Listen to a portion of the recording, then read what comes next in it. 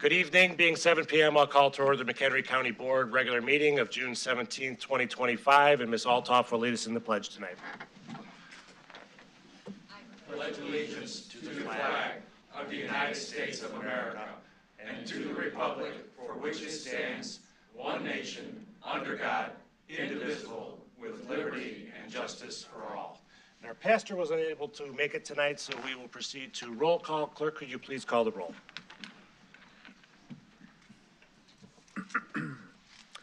Althoff. Here. Campbell. Here. Collins. Here. Gottemoller. Here. Greeno.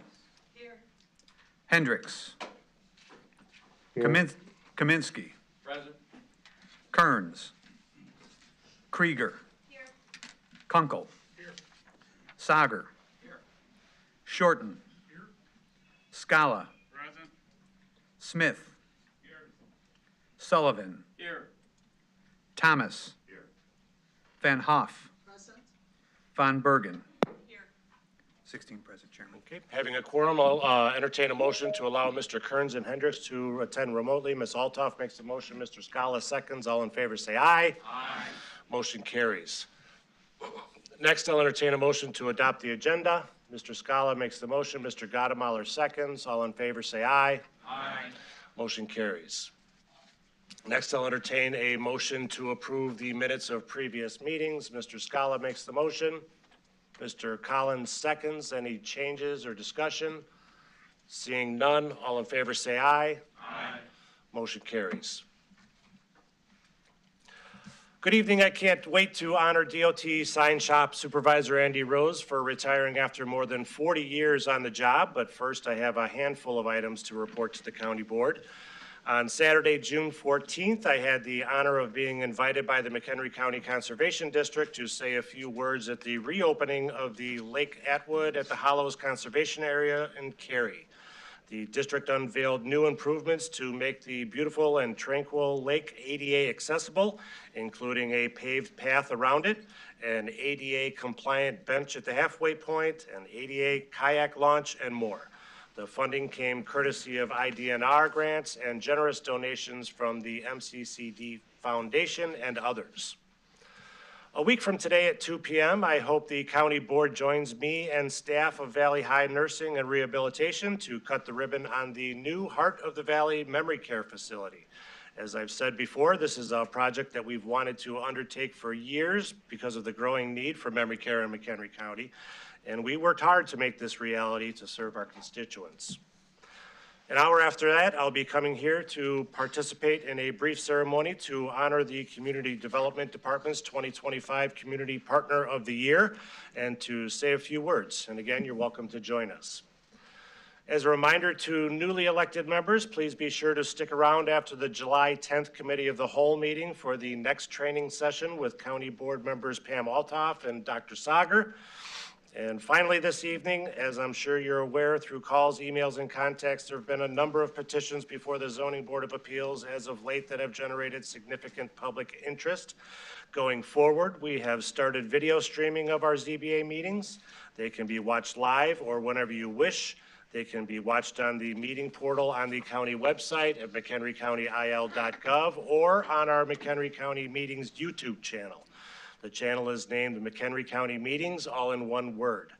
And that concludes my remarks. And as a reminder, county offices will be closed this Thursday in observance of federal Juneteenth holiday. Happy Freedom Day. Do any members have comments tonight? Ms. Greeno. Thank you, Chairman Bueller, and board members and those in attendance tonight. This June, I would like to remember Benjamin Franklin's address on prayer, June 28th of 1787. This is at the Constitutional Convention from May 25th to September 17th, which was to review the Articles of Confederation, which had proven inadequate for governing the United States. After 4 to 5 weeks of heated debate and no forward motion, Franklin reminded the body of what they had been through to get where they were. Franklin addressed George Washington and the Assembly. Quote, "In the beginning of the contest with Great Britain, when we were sensible of danger, we had daily prayer in this room for divine protection. Our prayers, sir, were heard, and they were graciously answered. All of us who were engaged in the struggle must have observed frequent instances of his superintending providence in our favor. To that providence, we owe this happy opportunity of consulting in peace on the means of establishing our future national felicity. And have we now forgotten that powerful friend? Or do we imagine we no longer need his assistance? I have lived, sir, a long time, and the longer I live, the more convincing proofs I see of this truth, that God governs the affairs of men. And if a sparrow cannot fall to the ground without his notice, it is probable that an empire, how is it probable that an empire can raise without his aid? We have been assured, sir, in the sacred writings that except the Lord build the house, they labor in vain that build it. I firmly believe this, and I also believe that without his concurring aid, we shall succeed in this political building no better than the builders of Babel. We shall be divided by our little partial local interests. Our projects will be confounded, and we ourselves shall become a reproach and byword down to future ages. And what is worse, mankind may hereafter, from this unfortunate instance, despair of establishing governments by human wisdom and leave it to chance, war, and conquest. I therefore beg leave to move that henceforth prayers imploring the assistance of heaven and its blessing on our deliberations be held in this assembly every morning before we proceed to the business, and that one or more of the clergy of this city be requested to officiate in that service. And henceforth this has gone to this day forward in the United States of America. Thank you. Thank you. Seeing no further member comment. Move on to special recognition. We have a proclamation tonight honoring the McHenry County Division of Transportation Sign Shop Supervisor Andy Rose. And Dr. Sager will read the proclamation. Thank you, Chairman. It's my honor and deep pleasure to be able to present this proclamation before the board and this public body, honoring McHenry County Division of Transportation Sign Shop Supervisor Andrew Rose. Whereas Andrew Rose has served the McHenry County Division of Transportation with exceptional dedication and professionalism, first as summer help, then as a maintenance worker, and later as a sign shop supervisor for the last 42.5 years. And whereas through his tenure, Andrew has exemplified the highest standards of accountability, integrity, and respect for the McHenry County organization. And whereas without exception, Andrew always has gone above and beyond to assist other county departments with their signage needs. And whereas his ongoing mentorship of Division of Department staff has made the department stronger, and he will leave behind a workplace culture that values innovation, excellence, and fun. And whereas the McHenry County Board wishes to express their deepest gratitude for Andrew Rose's many years of exemplary service, now therefore be it proclaimed by this County Board of McHenry County, Illinois, that it hereby recognizes and honors Andrew Rose for his outstanding contributions to the McHenry County Division of Transportation and the people of McHenry County, and extends a heartfelt congratulations and best wishes for a well-earned and fulfilling retirement. Dated at Woodstock, Illinois, the 17th day of June, 2025. Mr. Rose, I think, had a couple of words for us tonight.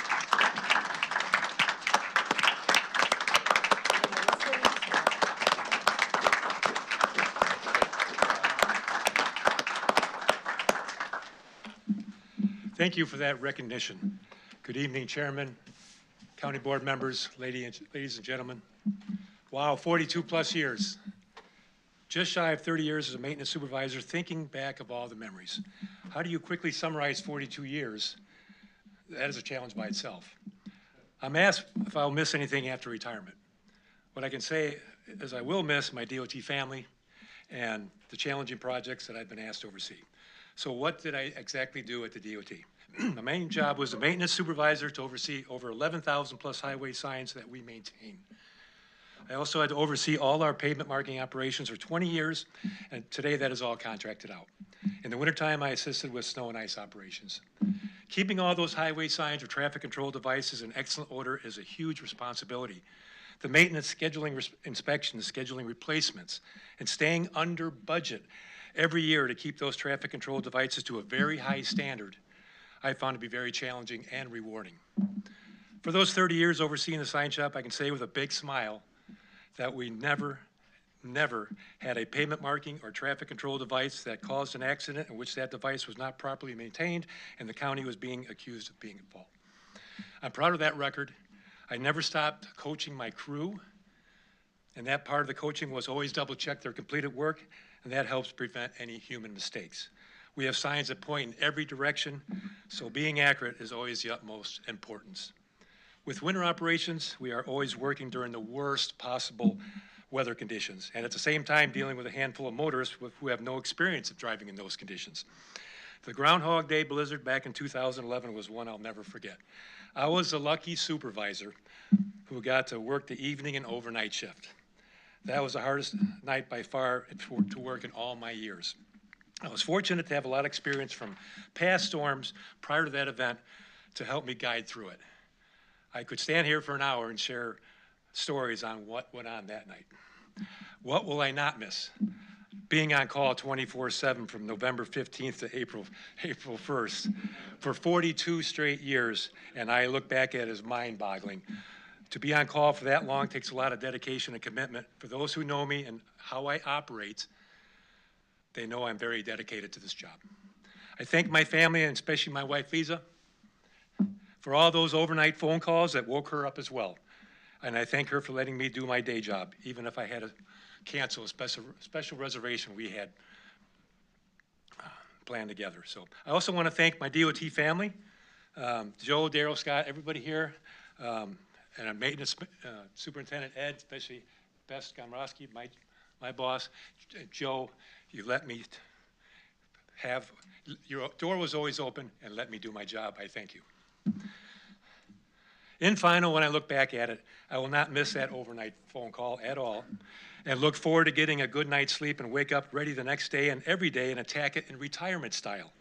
Many of you don't know me, but if you did ask me for retirement advice, my advice to you is, with all the Medicare research you need to do and making sure all your ducks in a row, I still think I have a pigeon in there somewhere. Don't retire, it's exhausting. I'm just kidding. I've been looking forward to this retirement day for quite some time. So this is DOT, to everybody in the room, everybody watching, signing off for the last time. Thank you very much. Thank you, Randy.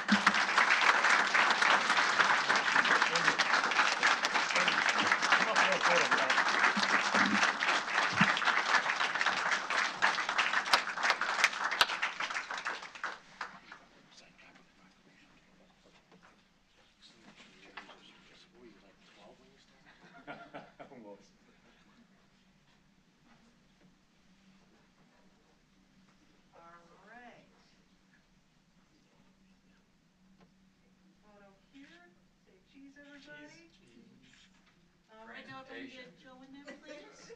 Get Joe in there. You guys can kind of move down a little bit. Big Joe. Maybe bigger than me. All right. Get more photos in there. Now, if we can have the rest of the deals, please stand for the days. Yeah, because I keep moving back. We'll peek through. Now comes the troops that really make it for us. They're going to be waking up, I'm not. All right, gotta get the balance here. Oh my goodness. I'm gonna do some back a little bit more. All right, everybody. Let's get another cheese in there. All right, thank you so much.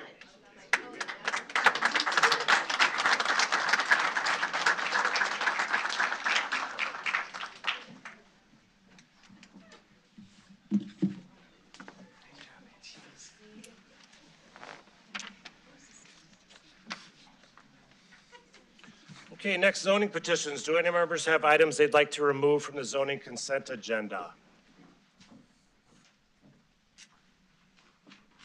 Mr. Scala. 10A1, please. Mr. Sager? Same.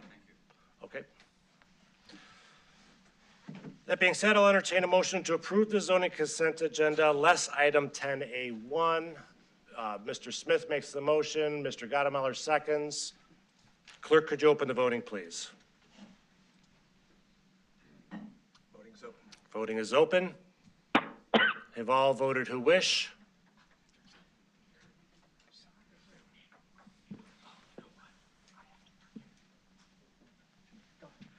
Mr. Hendricks, how would you like to be shown? Yes. And Mr. Kearns, how would you like to be shown? Yes.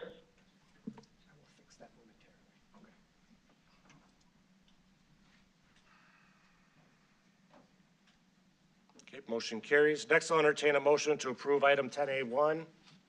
Ms. Altoff makes the motion. Mr. Smith seconds. Discussion?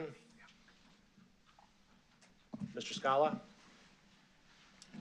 Yes, after reading through the petition and the transcripts of it, I share some of the same concerns that the ZBA members have.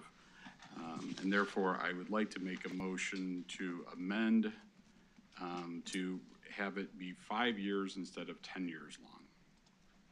Okay, do we have a second on Mr. Scala's motion? Mr. Smith seconds. Discussion on the motion to amend? Yes.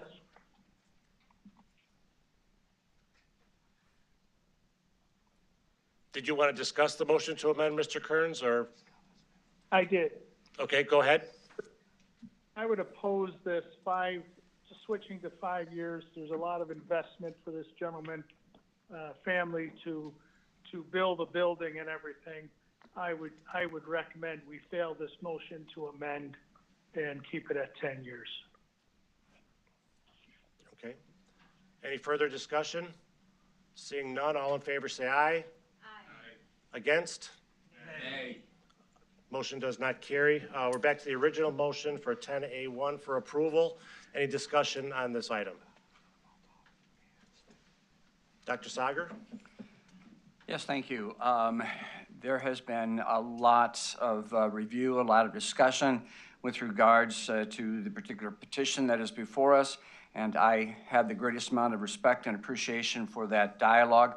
I think there are three things that I would like to raise this evening. The first is I will return to my underlying philosophical stance, and I truly believe it, that we as a county board should be cautioned against superseding local units of government interests and positions. And as we are all aware, there has been a resolution submitted by the Hartland Township Board of Trustees in opposition to the petition which is before us. So that I uphold that, and I again, as a past municipal officer, believe that we should respect that.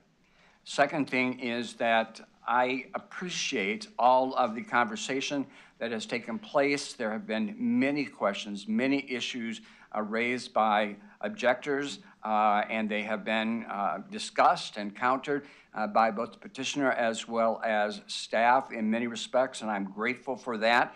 But I do believe that there is a degree, and I say that very carefully, but I do believe that there is a degree of objectivity which must certainly be considered as we look at the local zoning ordinances. I think that is very, very important, and I appreciate that. But I do not believe that it needs to be exclusive of subjective evaluation with regards to the people's interests and with regards to questions that are raised with regards to process and procedure. I think there always needs to be room for questioning process and procedure. One thing that I was particularly concerned about, and I can't absolutely stand here and say that it wasn't adequately done, but I was concerned about the lack, and I'm going to call it that, the lack of proper communication with residents throughout the area in a timely manner. I think people have a right to know, and it's not always adequate just to put a post with a zoning question or petition before the public. So I think that there should have been some more direct communication, and I would ask us to consider that. The other thing has to do with our interpretation or our position with regards to the distances away from residential units as they are outlined in the ordinances. And there is in my mind, a certain subjectivity from where should we be measuring. And there are those who say that, well, in one type of zoning it's this, another type of zoning is that. I'm sure that that is written into the ordinance, but I do believe that it is open for interpretation. So I have concerns about, in that instance, the specific subjective nature of the review process. And lastly, I would just say that I truly believe, as much as I have a great deal of respect and appreciation for any individuals that are willing to open a business here in McHenry County, and I applaud them for that, and I want to uphold economic growth and development to the greatest extent possible. I do not believe that that should supersede what I believe are the rights and the opportunities for protection of life and well-being in an area in opposition to the residents themselves. And so for that reason, I will be voting against the motion that is before us this evening. Thank you, Chairman. Mr. Smith. Yeah, thank you, Chairman. There's no need for me to repeat what Mr. Sager just said, but I will say I have concerns about it. I think other board members had concerns about it that I've heard. I know that the amendment for 5 years was brought up because of concerns about enforcement, et cetera, that the ZBA mentioned. So in a way that validates my concerns, and I will not be supporting this petition. Thank you. Okay. Seeing no further comment, clerk, could you open the voting, please? Voting's open. Voting is open. Have all voted who wish?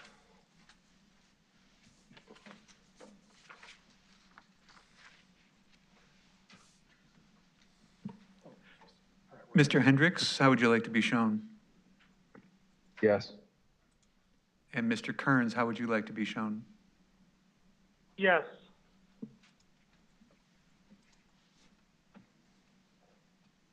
Motion carries. Next, under reports and presentations, we have a presentation about transportation and specialty courts presented by Scott Hennings, our Assistant Director of Transportation, and Kelly Schmecka, Director of Office of Special Projects. All right, thank you. So Peter told us to be short today, so we will not take too much of your time.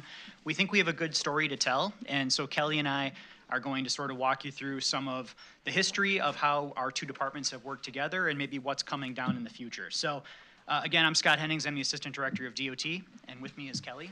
I'm Kelly Schmecka. I'm the Director of McHenry County Specialty Courts.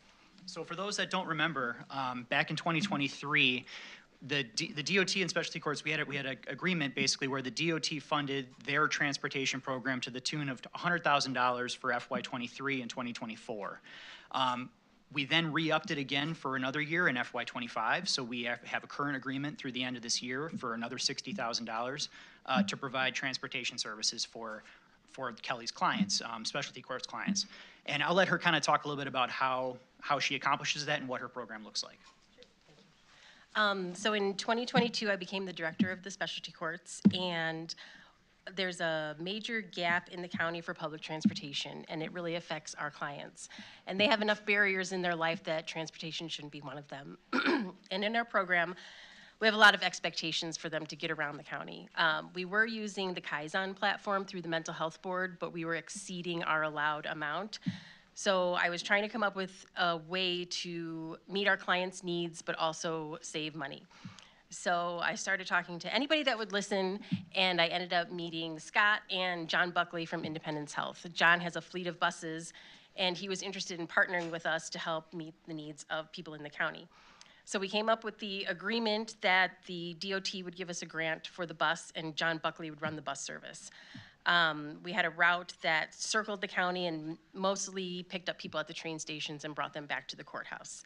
The reason Pace Bus didn't meet our needs is because the route that goes to the courthouse has a long gap in the middle of the day. So if you get there in the morning, you won't be picked up till later in the afternoon, leaving people kind of stranded. And we tried to accommodate our clients as best we could by setting them up in our office with games or snacks to help the time go by. They couldn't use dial a ride because they have random drug screening. So they have to call in the morning to find out if they are going to come in. And dial a ride, you have to make your appointment ahead of time. So that service wasn't feasible. So we started the bus and we decided to make it open to everybody in the county, which surprisingly, I would say about 2/3 is just the general public riding it, and the other third is specialty court clients. But now we have MC Ride Connect, which is the Uber service that our clients qualify for discounted Uber rides. And that is working much better than the bus because it can take them door to door and meet all of their needs. It can get them to their AA meetings, treatment, work, other sober supports, church, anything that they have in mind. Another need that it meets is our DUI court clients, when they graduate, they automatically lose their license once their case is closed out, which could be a detriment to their recovery. We set them up with MC Ride Connect, and they can continue going to work and continue attending those sober support meetings at a discounted rate, which is super helpful. And I just wanted to share a text that we got from a family member of a recent graduate about how appreciative she was for the program and for MC Ride Connect. It can't always be easy doing what you do, but I'm very thankful, and so is my family, for all the help and for the program my brother got to be a part of. I haven't seen him sober in 25 years, and there were some pretty rough and dark years in there. And I've never seen him so happy that we were there to support him. So thank you, because without your program, he wouldn't be where he is today. And it wouldn't have given us all a chance to be a family again. He is ready to tackle the next steps with the state to fulfill the rest of his consequences, and I'm not as worried after talking with him tonight on what that's going to look like for him and the challenges that will come with it. MC Ride Connect is such an amazing support for him moving on to the next steps, and he is very thankful for it. I kept thinking how easily lack of transportation could derail someone, and MC Ride Connect is an amazing support and still gives them the ability to work, go to AA, counseling, school, and still feel independence to help them with continued support they need so amazing. So really the partnership with the DOT and Independence Health has really helped us serve our clients, so we're so appreciative. Yeah, so as Kelly mentioned, when we first started this program, we promised we'd come back and update the board on how Ride to Recovery is working. On a parallel track, we started MC Ride Connect, which I know our Transportation Committee has heard a lot about, but maybe the rest of the board members haven't really gotten an understanding of how that program is working. So it just so happened that, with MC Ride Connect demonstrating success, and I handed out at every table up at the board members' tables, just a table sort of showing what our trips are, so from left to right, trips, how many people are using it, the subsidy we're providing for the program, and then what an average cost per trip and then an average mile per trip would be. And what this is showing us, and I think Kelly agrees, that this is a much more cost-effective way to serve specialty courts clients going forward. And so I guess the takeaway from this presentation is we're gonna, over the next couple of months here, we're gonna transition all of her clients that haven't already done so away from the Ride to Recovery bus and towards this MC Ride Connect program to save the county taxpayers money, not only this year, but going forward in 2026 and beyond. That takes time to get registered with our program. It takes about a month. So if you don't have an RTA card, you got to go through the process of getting that. You got to sign up with the DOT for the Connect program. So there's a little bit of a lag time, and that's why we can't do it overnight. But I think Kelly and I, we're going to start that process now. And the reason we're doing this now is because we finally have enough data to sort of see how Ride to Recovery is working and how MC Ride Connect is working. We didn't want to do anything too quickly without having a good amount of data in front of us. And I think we're both at that point where we can see that one is probably superior to the other in terms of the taxpayer costs. So the one caveat, and I think what we might actually come back to the board with a resolution in the future, Ride to Recovery, the bus program that Kelly offers today, it's free at the point of service, right? So there is no cost to the people that get on that bus. MC Ride Connect does have a rider fare associated with it, so the rider pays the first $4 of their Uber ride, and then anything over $20, the rider pays for as well. So Kelly and I are working on a program whereby potentially McHenry County, either through the DOT or specialty courts, could purchase Uber gift cards and hand them to clients that they could use then to help offset that rider fare component, right? So it would be basically an apples to apples comparison, and the riders on her program wouldn't pay anything for that type of service. And so we're trying to find a way where there's a least amount of disruption going forward for her clients so that they don't really, there's no negative impact to this transition. So in a nutshell, this is sort of a good message, I think, both financially and for the clients, that they're going to have a better, maybe a better quality of service at a reduced cost for taxpayers. So with that, unless there's anything else that you wanted to say? No, that's all.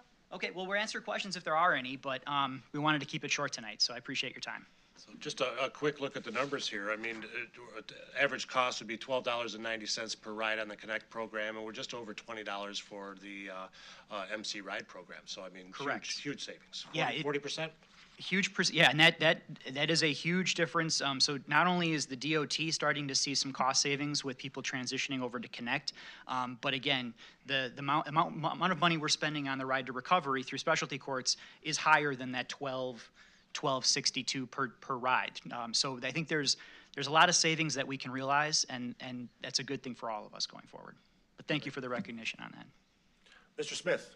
Yeah, not a question, just a comment, I guess. I had the chance to sit with Scott at our strategic planning day in a breakout session.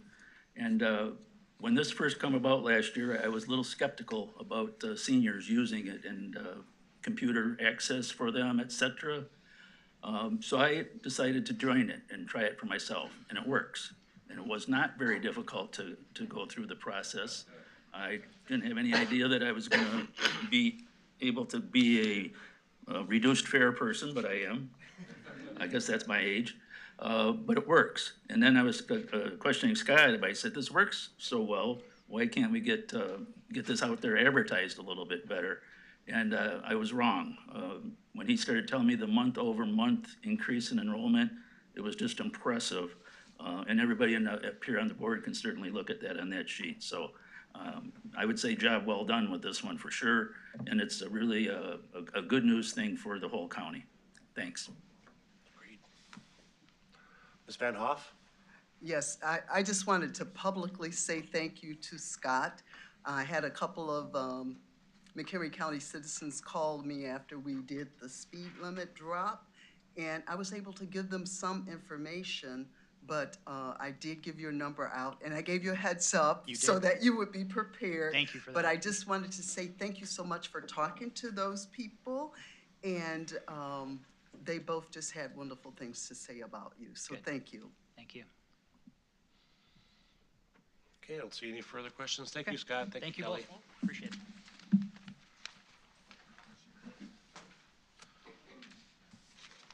Okay, next on the agenda is public comment. Just a reminder, public comment is your opportunity to address the board. Each person who has indicated on the sign-in sheet that they would like to speak will be given 3 minutes to do so.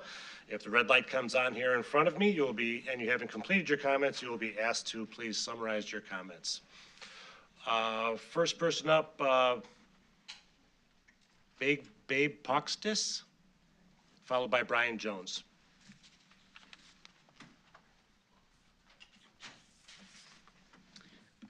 Good evening. My name is Babe Poxtis, and I am a lifelong resident of Cook County. I am a volunteer for United Sovereign Americans and not an official spokesperson. I am here today to share critical information regarding our state's voter rolls and voter history from the 2024 general election. This information comes from extensive research conducted by a team of data experts at United Sovereign Americans, a nationwide, nonpartisan volunteer organization. Our team meticulously analyzed official election files from both federal and state sources. While I am not an official spokesperson for United Sovereign Americans, I am a dedicated volunteer who is deeply concerned by the findings that are based exclusively on official state election data. Our analysis of the certified results from both the 2022 and 2024 general elections reveals that not all votes counted were valid and accurate under the law. These findings are substantial and warrant careful consideration. They have already been shared with state election officials and law enforcement agencies, and have been submitted as evidence in federal court as part of ongoing litigation by United Sovereign Americans and other parties. United Sovereign Americans is not alone in raising these concerns. Recent executive actions at the federal level, such as the executive order entitled, quote, "Preserving and Protecting the Integrity of American Elections," unquote, underscore the urgent need to enforce and clarify existing election laws. These directives are intended to guide state compliance and ensure that election crimes are prosecuted, because the integrity of our electoral system is at stake. Therefore, we are here to seek your awareness, understanding, support, and action. We are proposing a resolution that highlights key statistics and calls for an end to the inaccuracies and uncertainties that compromise our elections. By adopting this resolution, you will demonstrate your commitment to your constituents' concerns and your dedication to upholding voter civil rights and the integrity of the elections here in McHenry County. It is imperative to address these issues now. If we do not act, the same election systems and procedures that led to errors in 2022 and 2024 will likely produce similar results in the upcoming 2026 general election. And at this time, I will turn it over to the next reader to present the resolution. Thank you. Okay. Brian Jones, I presume? Yes. Followed by Dean Barker. My name is Brian Jones. I'm a resident in Winnebago County. I'm a volunteer for United Sovereign Americans, non-official spokesperson. Resolution for legally valid 2026 general election. Whereas free and fair elections form the cornerstone of the Republic of the United States, as stated in Reynolds v. Sims, 377 U.S. 533, 1964, the right of suffrage can be denied by debasement and dilution of the weight of the citizens' vote, just as effectively as wholly prohibiting free exercise of the franchise. Whereas election officials bear the responsibility to ensure elections remain accurate and free from manipulation. In Coy 127 U.S. 731, 1988, the United States Supreme Court affirmed the election officials must strictly adhere to the federal and state laws governing process, defining election misconduct as follows: the evil intent, consistent disobedience of the law. Whereas our constitutional system of representative government rallies four fundamental principles for validity of our elections. One, accurate voter rolls. Election officials must maintain voter registration lists that are current and correct, which includes facilitating registration of eligible citizens, as well as preventing registration of non-citizens, fictitious names, ineligible applicants under the National Voter Registration Act of 1993. Eligible votes only. Election officials must only count votes cast by eligible citizen voters under U.S. Constitution 14th Amendment, Section 2. 3, vote reconciliation. Election officials must ensure that the number of votes counted matches the number of participating voters. Number 4, system accuracy. Voting systems must achieve accuracy standards set by Congress by limiting ballot counting errors to no more than one error per 125,000 ballots under the Help America Vote Act 2002. Election officials must substantiate assertions of accurate outcomes with transparent records. Dean Barker, followed by Jane Carroll. My name is Dean Barker. I'm a resident of Winnebago County. I'm a volunteer for United Sovereign Americans, not an official spokesperson. Whereas United Sovereign Americans conducted an independent audit of the Illinois 2024 general election data and uncovered alarming irregularities. Our auditors directly measured 4,566,205 material registration errors and omissions in the voter database.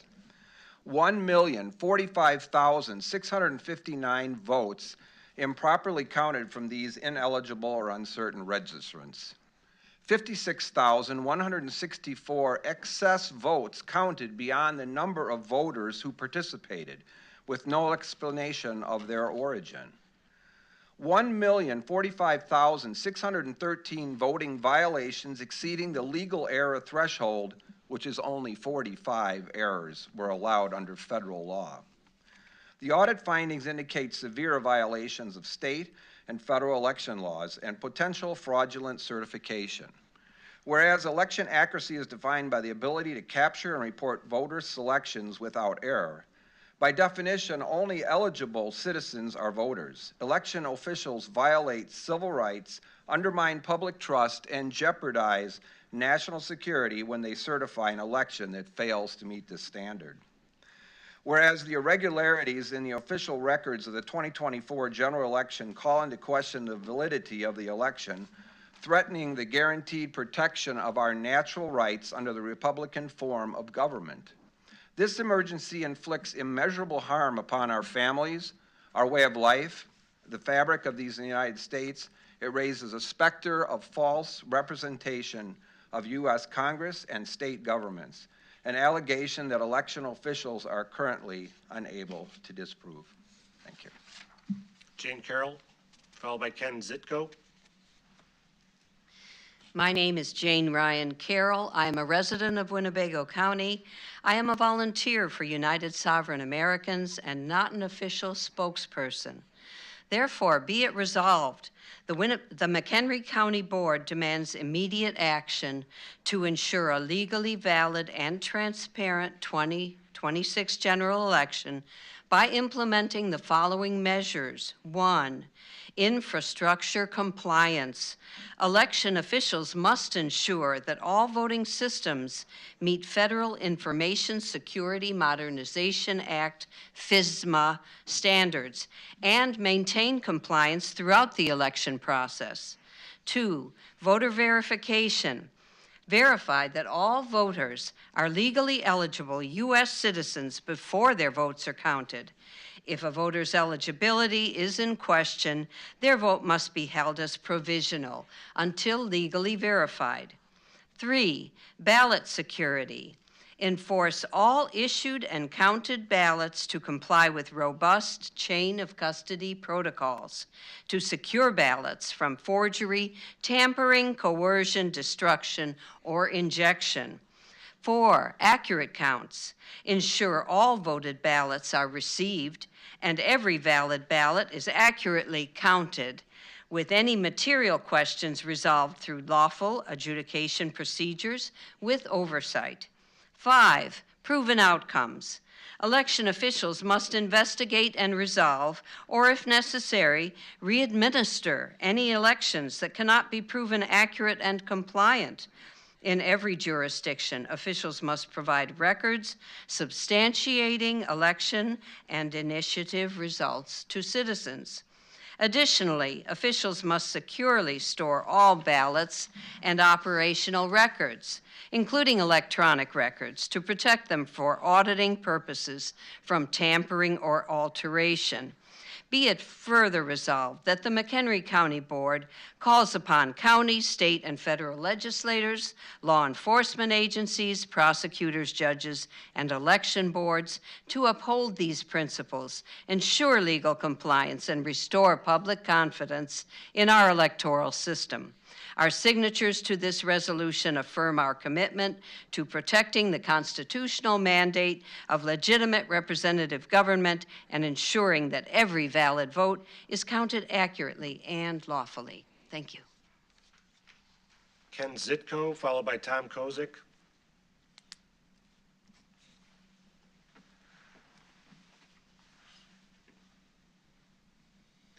Hi, my name is Ken Zitko. I'm a resident of Kane County, and I'm an Illinois State Chapter Director for United Sovereign Americans. In conclusion, you have just heard a resolution that exposes significant inaccuracies from voter registration through the certification of the 2024 general election. It calls for immediate substantive action to ensure the integrity of the 2026 general election for all voters. The resolution is firmly grounded in multiple U.S. Supreme Court precedents, which underscore the necessity of these corrective measures. Our current election procedures do not fully comply with established laws, and these laws are too often disregarded. Some citizens, including elected officials, mistakenly believe that these issues can be ignored because the president, the current administration, and other officials are quote-unquote handling it. This complacency represents an abdication of civic responsibility. Benjamin Franklin's warning, "It's a republic if you can keep it," applies not only to his generation, but to ours as well. Your leadership and decisive action are urgently needed. Our voting system, which should protect our most fundamental right, the right to choose our representatives, is failing to deliver accurate, transparent, and verifiable results. Should we continue to ignore the anomalies within our election system, a system essential to our national security? The cost of inaction extends far beyond dollars. It threatens our economy, military, foreign policy, public health, the confidence of our youth, and our national dignity. The stakes could not be higher. I urge you to demonstrate your commitment to American representative government by passing this resolution. Thank you. Tom Kozik, followed by Amelia Carlos.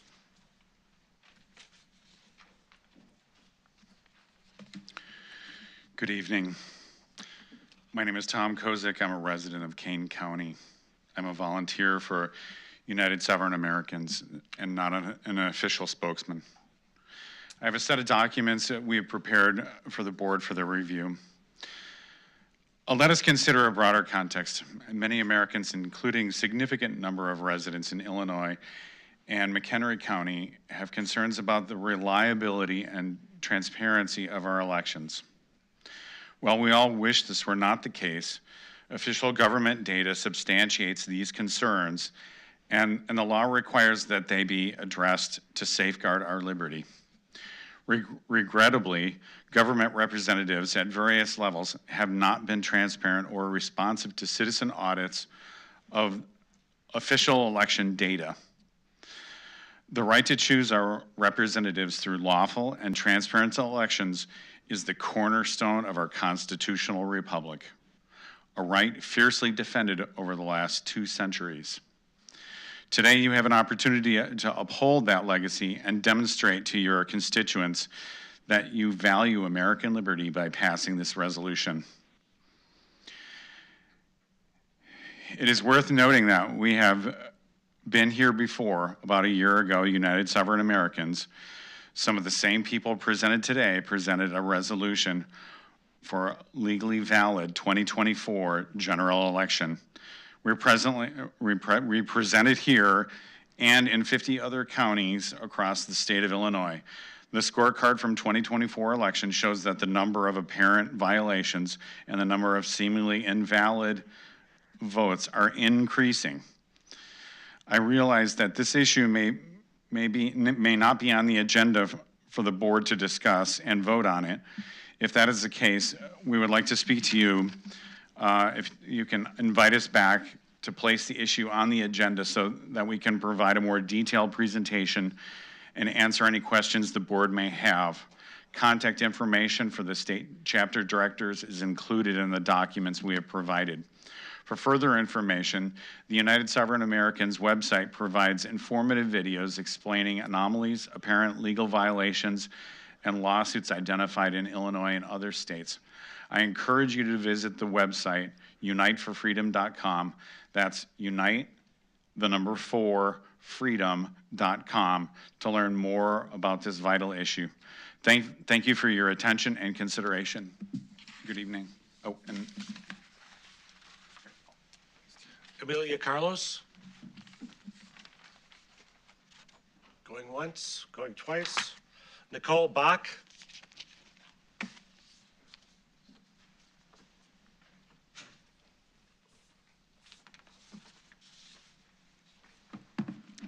My name is Nicole Bach, and I am the regional manager with Birth to 5 Illinois, Region 44, that covers McHenry County.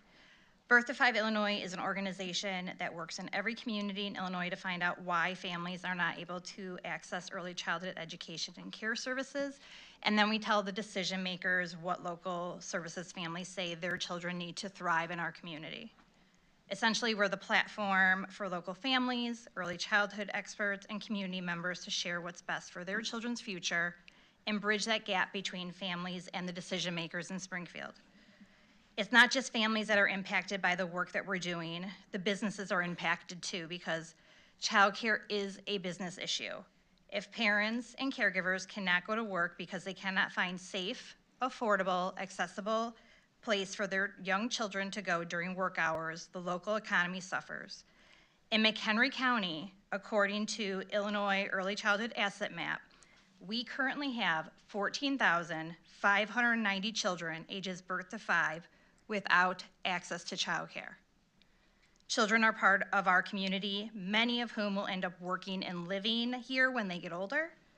If we do not provide the necessary supports now, those challenges can compound and more supports may be needed in the future, which will be a cost to everyone who lives here. I urge you to keep our youngest learners in mind when making decisions. Please advocate for them. If you'd like to learn more about the work we are doing in the county, you can contact me, and I will be presenting at the Public Health and Community Service Committee meeting next Thursday on June 26th also. And then can I leave? Thank you. Okay, that concludes public comment. Under new and unfinished business, I'll entertain a motion to approve the appointments to the McHenry County Conservation District as of June 17, 2025. Ms. Campbell makes the motion. Mr. Gottemoller seconds. Any discussion? Seeing none. Clerk, could you open the voting, please? Voting is open. Have all voted who wish? Mr. Kearns, how would you like to be shown? Yes. And Mr. Hendricks, how would you like to be shown? Yes. Okay, motion carries. Next on our appointments, I'll entertain a motion to approve the appointment to the Crystal Lake Rural Fire Protection District as of June 17th. Mr. Sager makes the motion. Mr. Shorten seconds. Any discussion? Seeing none, clerk, could you open the voting, please? Voting is open. Have all voted who wish? Mr. Hendricks, how would you like to be shown? Yes. Mr. Kearns, how would you like to be shown? Yes. Motion carries. Do any standing committee chairs or liaisons have reports for us tonight? Ms. Greeno. Yes, good evening, Chairman Bueller, board members, and members in the room, guests in the room. I'd like to share a brief update on the May 21st meeting of the Workforce Investment Board. We heard a compelling success story from the Baxter Credit Union highlighting how local partnerships are helping residents gain meaningful employment, and the board members also receive stories on postcards that are mailed to each of us. The board approved several key contract renewals, including the Parents Alliance Project Search Program for young adults with disabilities, and 2 of Bruce Bennett's job seeker support programs, one focused on online job search skills and the other on peer networking. We also reviewed and approved updates to several local workforce policies to ensure alignment with current state and federal guidelines. An exciting development is the expansion of workforce kiosk across the counties, which will improve access to job search tools and services in more community spaces, with the first one being at the McHenry City Library. Finally, the board reviewed the draft memorandum of understanding for the program year of 2025, which outlines how workforce partners will collaborate in the coming year. The next WIB meeting is scheduled for July 16th, and I'll continue to keep you updated on progress and initiatives that support workforce development in McHenry County. Thank you. Thank you. Seeing no others, I'll move on to the routine consent agenda. Do any members have items they'd like to remove from the routine consent agenda? Seeing none, I'll entertain a motion to approve the routine consent agenda. Mr. Scala makes the motion. Mr. Kaminsky seconds. Clerk, could you open the voting, please? Voting is open. Have all voted who wish? Mr. Smith? Mr. Hendricks, how would you like to be shown? Yes. And Mr. Kearns, how would you like to be shown? Yes.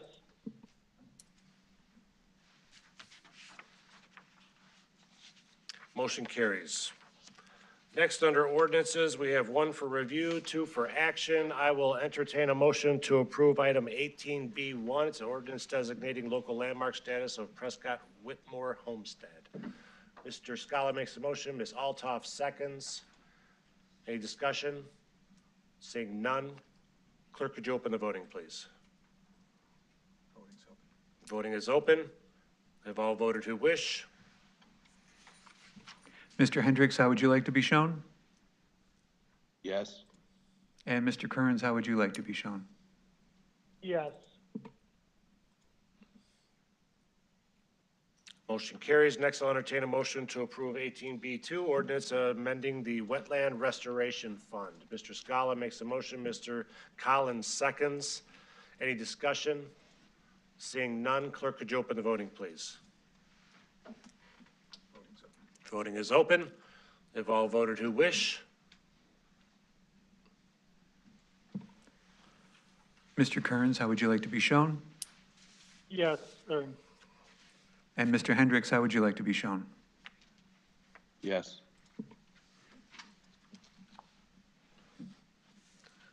Motion carries. Pete, you got a report for us tonight? Barely a report, just two things quick. Carrie and I spent a lot of time on budgets today. Met with Mark Cook and David Christensen, and we're going to do our first two budgets at Long Government on Tuesday of next week. We also met quite a while with Joe Kapowski and Scott Hennings, and talked a little bit with Mike Scala afterwards and Jim Kearns. I think we are going to cancel Transportation Committee for next week, but we certainly have a ways to go in getting transportation budget together. There's a lot to do there, and you know, we're gonna keep moving ahead. So first two budgets next week, and looking forward to that. Thanks. Thanks, Pete. With that, I will entertain a motion to adjourn. Mr. Scala makes the motion. Ms. Greeno seconds. All in favor say aye. Aye. Have a good night.